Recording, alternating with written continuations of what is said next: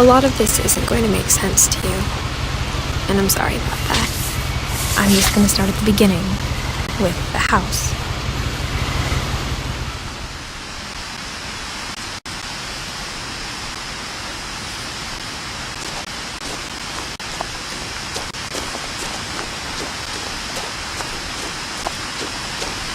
I lived here until I was 11, but I wasn't allowed inside half the rooms.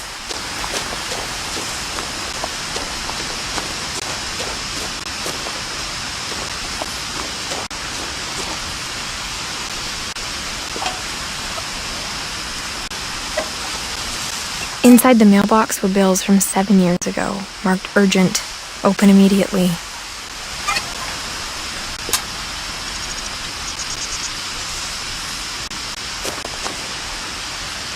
I hadn't been back since my brother Lewis's funeral.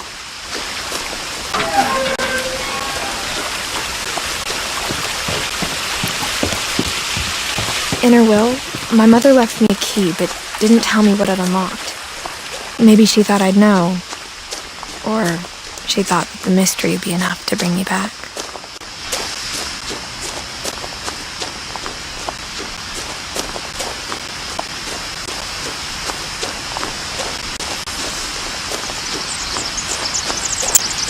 No one had driven this way in a long time, but I saw a few hoof prints.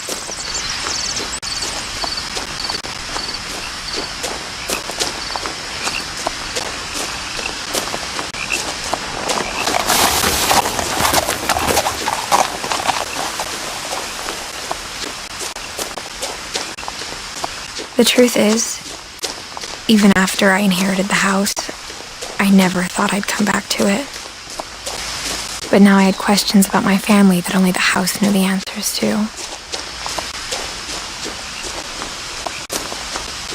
The house was exactly like I remembered it, the way I'd been dreaming about it.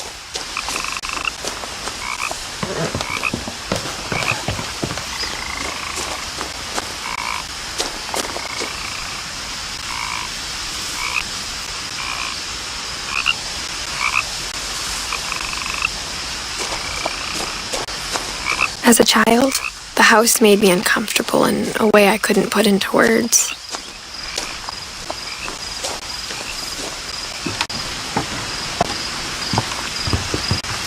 Now, as a 17-year-old, I knew exactly what those words were. I was afraid of the house. I hoped the key might unlock the front door. It didn't.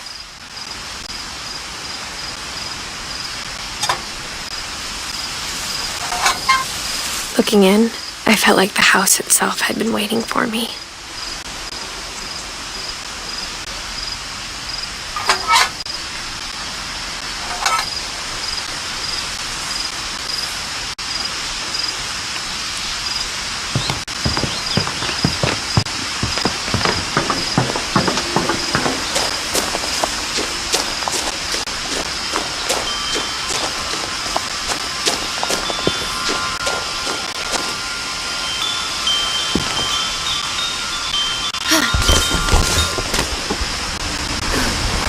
Crawling through the doggy door used to be a lot easier when I was 11.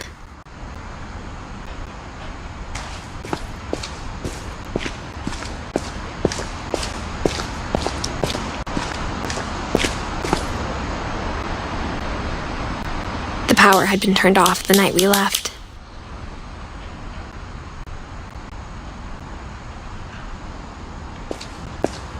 For the first time in years,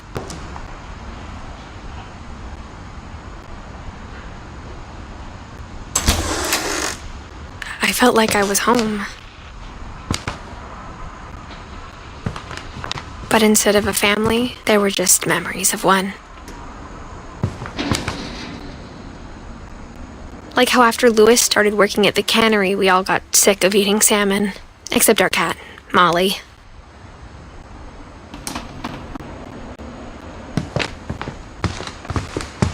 Nothing in the house looked abnormal. There was just too much of it. Like a smile with too many teeth.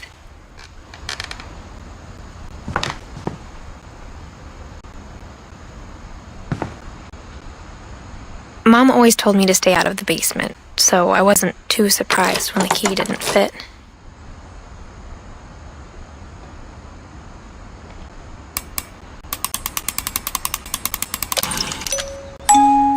Great-Grandpa Sven built a music box for Barbara, along with the rest of the house.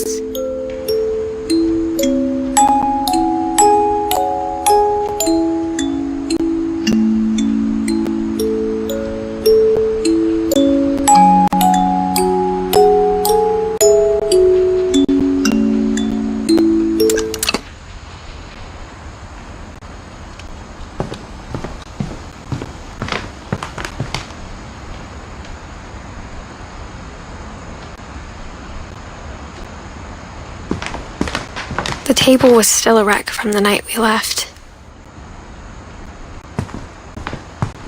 It was like a bomb had gone off, killing everyone. My mom was the only one of us who could imagine Great-Grandma Edie living in a nursing home.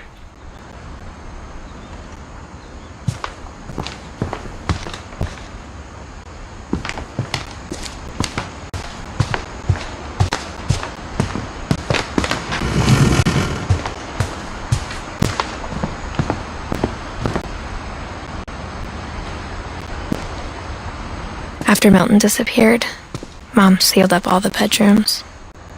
Then Edie retaliated and drilled peepholes.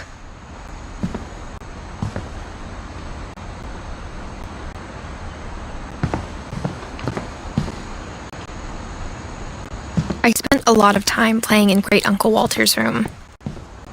I think my mom sometimes regretted not sealing it up. Louis told me there were secret passages, but I never believed him.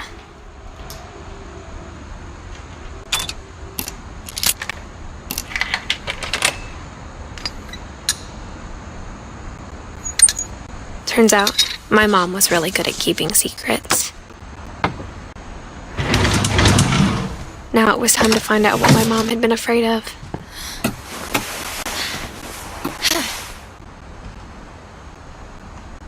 Reading this, maybe it sounds like I had a plan, but I had no idea what was behind that door.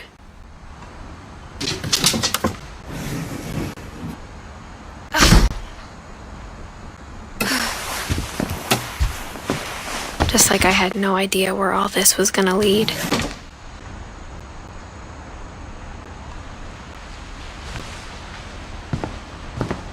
I got the sense Edie had spent a lot of time here.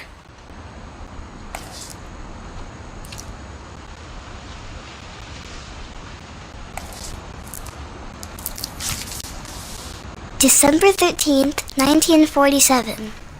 Dear Diary, I'll be gone soon, but I wanted to tell somebody about what's gonna happen.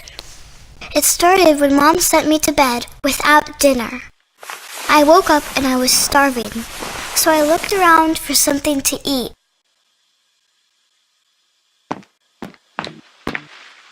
The gerbil food was dry, but I didn't mind it.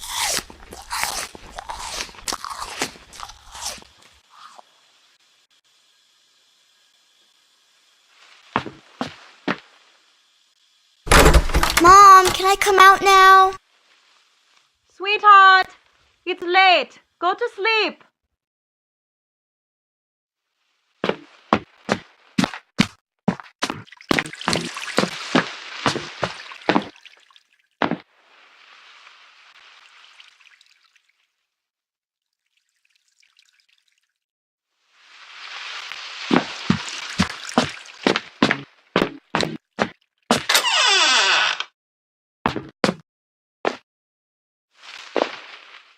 I kept eating and eating.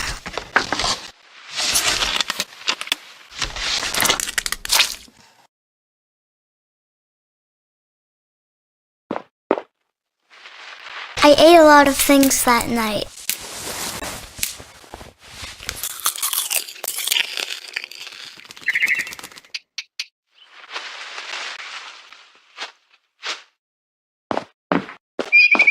Then I heard chirping outside my window. It was a barn swallow going back to her nest. I reached out for her.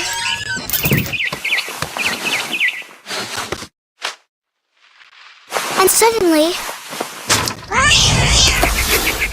I was a cat.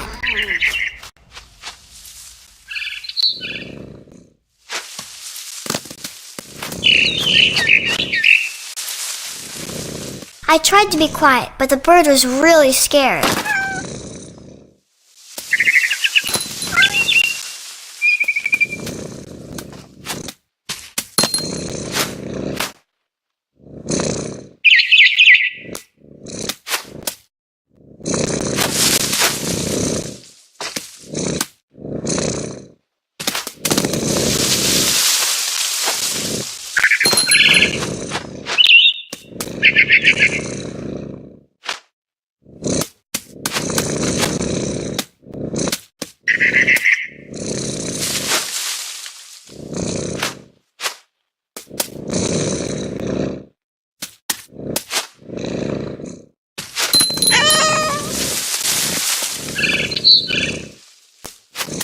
Mom and Dad didn't even look at me.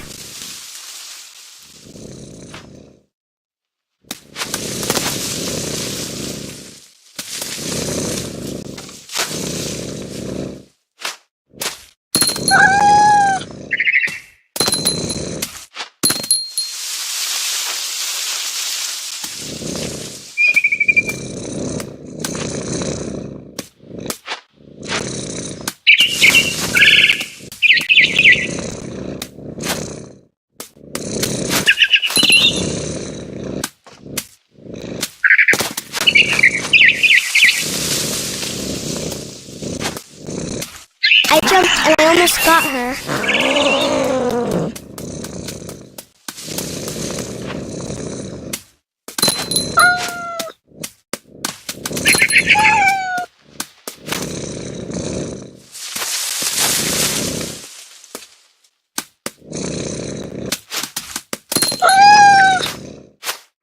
I could tell she was getting really tired. Now I was up in the big tree. I promised Dad I wouldn't climb it anymore. All I cared about was eating that mama bird.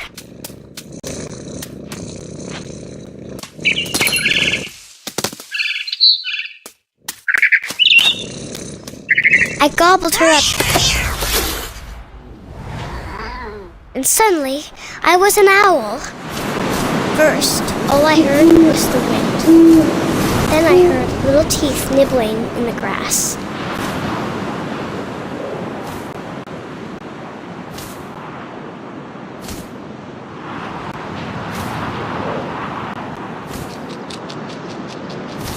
Rabbits.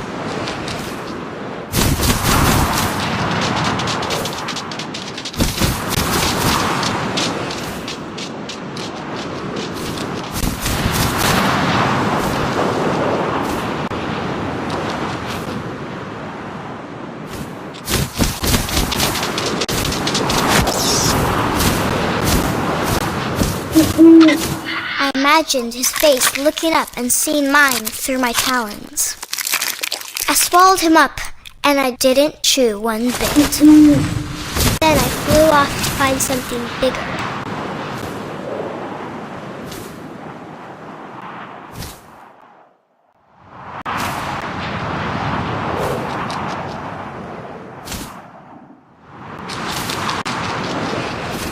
A mama rabbit.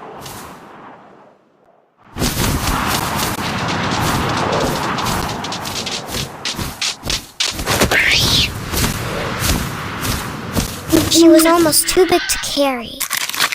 I started choking, but I couldn't stop eating.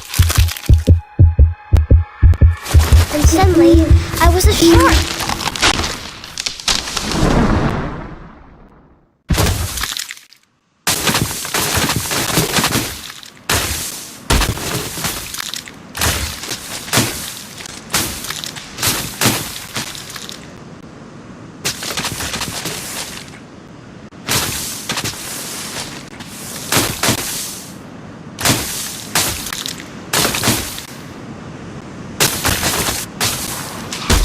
I rolled off a cliff and into the ocean.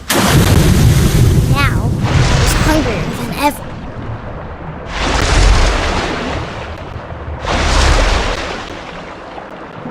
I wanted fat, juicy seals.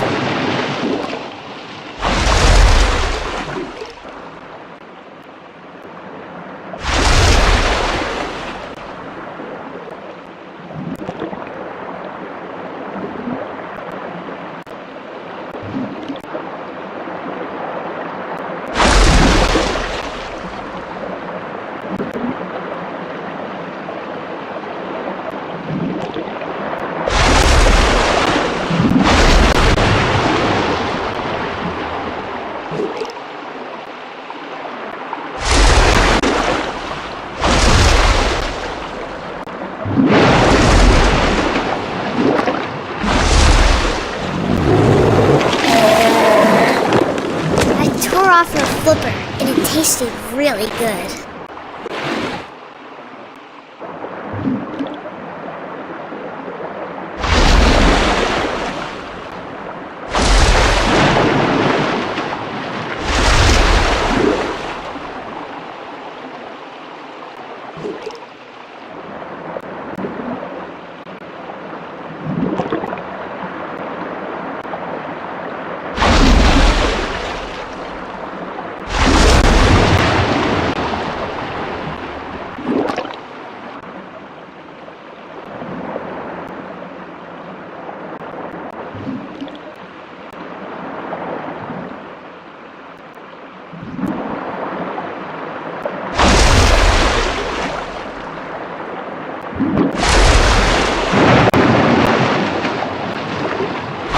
Grabbed on tight.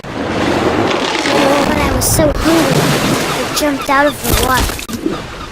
When I opened my eyes, everything had changed.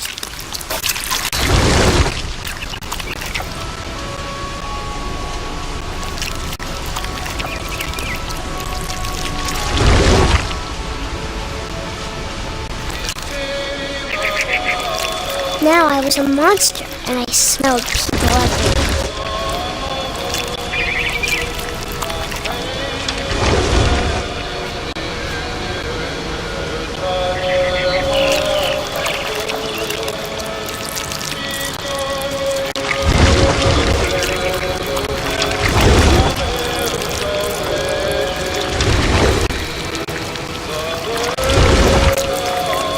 I was big, and I moved real quiet.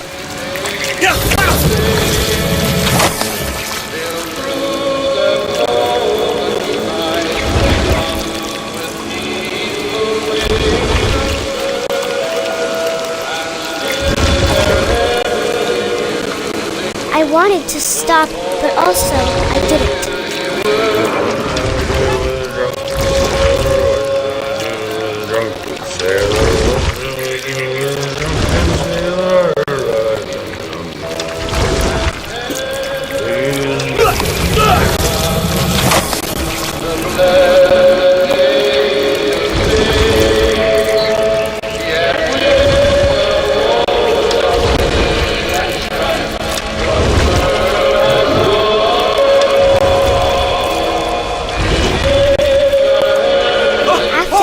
Passenger, I was still hungry. And across the water, I smelled something new. Something I had to have, so I swam towards it.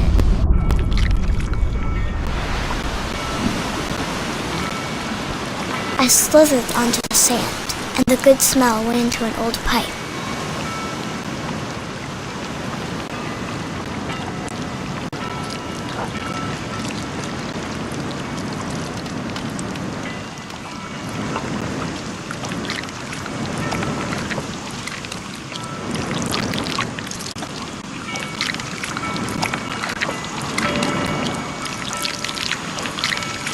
I got closer and closer.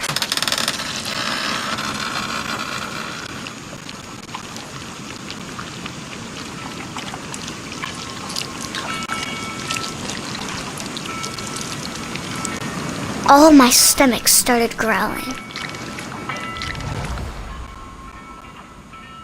And suddenly, I was me again. I held my breath for a long time, but I couldn't hear anything. I think it's waiting for me to fall asleep. But it's not going to wait much longer. It needs to feed, and we both know I will be delicious.